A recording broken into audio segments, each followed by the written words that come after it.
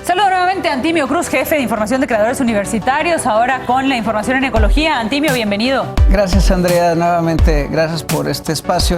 Y antes de entrar a la información que traigo, quería hacer un comentario sobre lo que se informaste hace unos minutos, del hallazgo de microplásticos que se encontraron en el Polo Norte, esta expedición canadiense.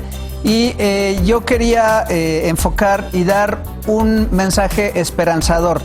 Decir que aquí en México, investigadores del Colegio de la Frontera Sur, que es uno de los centros públicos de investigación CONACYT, junto con una universidad holandesa, encontraron unas bacterias que viven dentro de las lombrices de tierra y que son capaces de degradar los microplásticos. Es una investigación que ya tiene 2 años en marcha, la dirige una mexicana llamada Esperanza Huerta y es, digamos, uno de los hallazgos interesantes y aportaciones de la ciencia mexicana, porque el tema de microplásticos seguramente va a estar creciendo y creciendo. Lo que te iba a decir, vamos a escuchar mucho del tema de los microplásticos. Probablemente usted en su casa es una de las primeras veces que escucha este término de microplásticos. De hecho, ayer leía que todavía no se ha determinado la dimensión oficial, digamos, de un microplástico, pero que estimaban que abajo me parece que de 5 milímetros. Están todos de acuerdo que menos de 2 milímetros, pero hay algunos que dicen que menos de 1 milímetro. Lo importante es que justo muchos a veces salimos a campañas para recoger botellas o recoger plástico grande, pero los microplásticos requieren otro abordaje. Claro. En este caso, la semana pasada hablamos de un joven que ganó un premio de una manera de separar los microplásticos del agua, que les ponía aceite, luego ferrita y con un imán se retiran.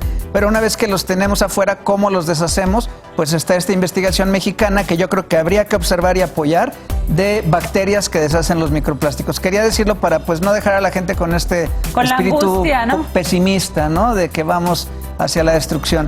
Y bueno, pues si me permites, presentaría 3 notas que preparamos para el público esta semana. En primer lugar, ustedes ven ahorita una pantalla oscura con unas pequeñas luces que brillan, parecerían luciérnagas, pero son peces que encontraron en el fondo del mar, miles de peces que brillan en la oscuridad, que cuando son jóvenes, crías, se reúnen en las partes más profundas del mar para aprender a nadar en grupo y protegerse contra los depredadores. Así se logró por primera vez documentar científicos del Museo Americano de Historia Natural que hicieron una expedición a las Islas Salomón, que están en el norte de Australia, hicieron este hallazgo en el que ven que las crías de peces no solamente se entrenan en la superficie, sino que se van al fondo del mar para entrenarse o aprender cómo comportarse como cardúmenes. ¿Para qué les sirve esto? Pues obviamente para sobrevivir frente a los depredadores. Entonces en televisión pues quizás se ve muy oscuro, se ven unos pequeños brillos, pero efectivamente son como luciérnagas marinas que fueron detectadas por primera vez. Entonces aquí la idea, además de la belleza de la vida, es que seguimos encontrando nuevas especies. En este último año hemos hablado por lo menos de 4, 5, 6 nuevos animales que no conocíamos. Entonces el planeta sigue sosteniendo esta diversidad biológica. Por otra parte, también hace un momento hablabas tú de tiburones y de la convención sobre diversidad biológica que se lleva a cabo en estos días.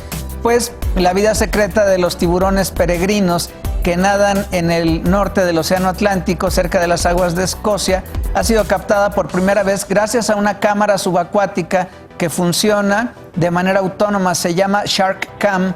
Es un robot submarino que rastrea los movimientos y comportamientos de los tiburones mientras se reúnen para diferentes actividades como la alimentación y la reproducción.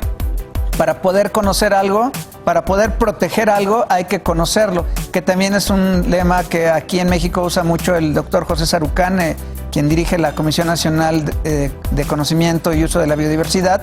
Entonces, estos robots permiten nadar con los tiburones y conocer sus conductas de alimentación y sus conductas de reproducción.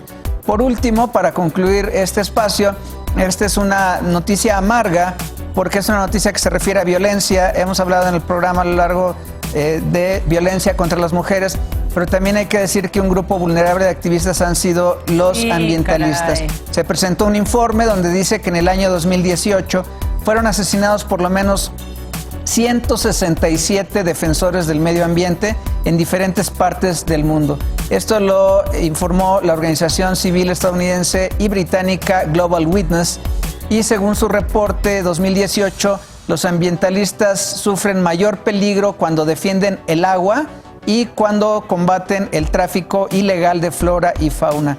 Las regiones de mayor riesgo son el sureste de Asia y América Latina.